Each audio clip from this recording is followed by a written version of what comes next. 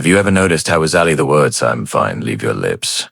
Even when something inside you is quietly breaking, we smile for the camera, we nod during small talk, and we pretend to enjoy plans we secretly hope will be cancelled. It feels normal, doesn't it? Even polite. Society calls it being mature or knowing how to behave.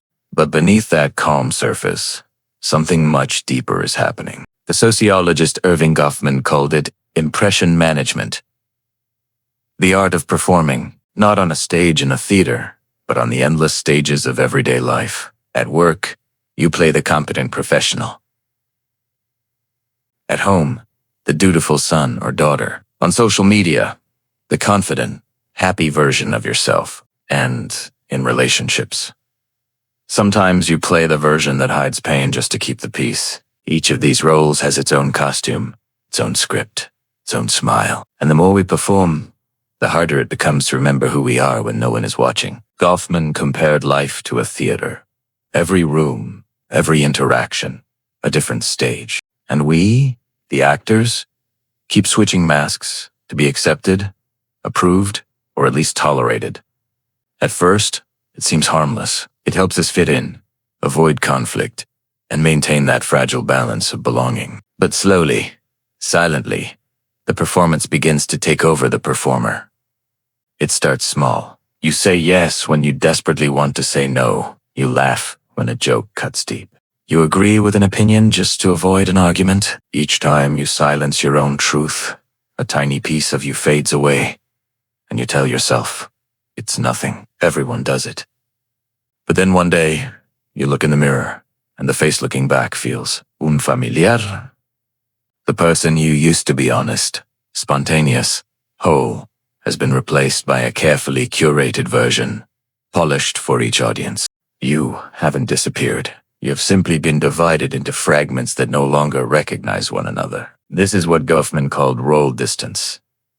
The gap between who you truly are and what you show the world. It's a subtle form of self-dissociation, where your actions continue, but your emotions stop showing up. You still smile, you still work, you still post, but you feel strangely absent, as if you're watching your own life from a distance. This fragmentation doesn't just exhaust you, it slowly empties you. When every environment demands a new version of you, no single one feels real. The result is a quiet crisis, a loneliness that persists even in crowded rooms. You start to feel tired, not the physical tiredness from a long day, but the profound fatigue of pretending. You start to feel anger, not at others, but at yourself, for never standing up for your own needs.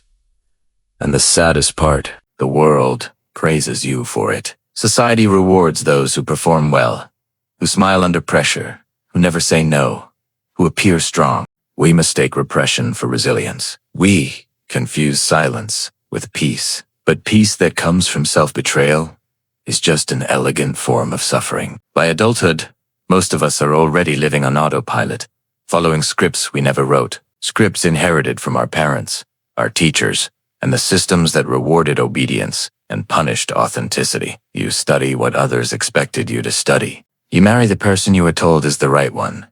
You post what'll be liked. You smile when you really want to scream. And then one day, you wake up and realize you've built a life that is perfectly acceptable to everyone, except yourself. That's when the emptiness begins to creep in.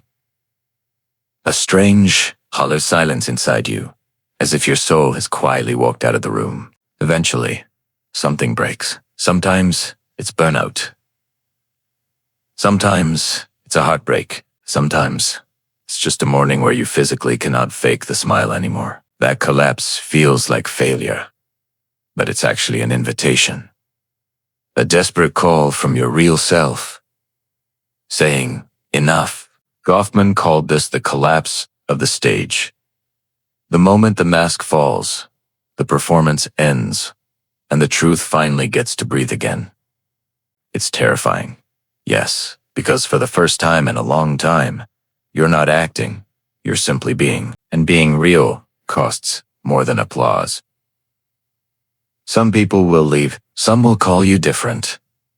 But those who stay, they will finally see. Asterisk, after the mask falls, a silencio arribis. At first, it feels like emptiness.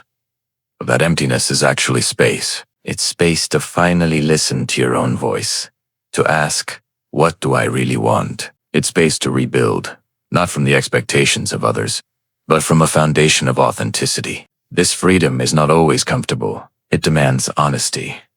Even when your voice shakes, it demands boundaries. Even when others disapprove, it demands presence. Even when you find yourself standing alone, but it also gives you something priceless in return. The ability to finally look in the mirror and recognize the person staring back, not as perfect, but as whole, not as an actor, but as yourself. So, I invite you to ask yourself, who are you when no one's watching? Who are you when the audience leaves and the lights go out? That quiet version of you, the one that doesn't perform, doesn't pretend, that's the real you. And the journey back to that self is the most courageous act of all. Because when you stop betraying yourself, life stops being a performance and finally becomes your own story. Thank you for watching. If this resonated with you, consider subscribing for more journeys into the mind.